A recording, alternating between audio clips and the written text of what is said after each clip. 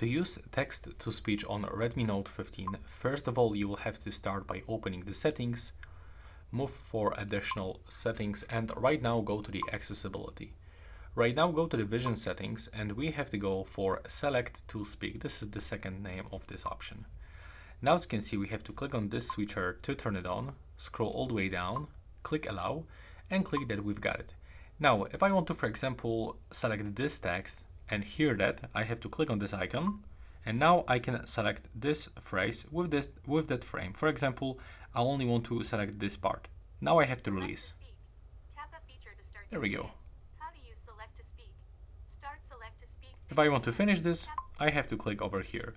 And you can also open the settings and you can change the reading voice. You are also able to change text-to-speech settings, the speech rate, pitch, language, and you can even read text on the images if you want with this feature.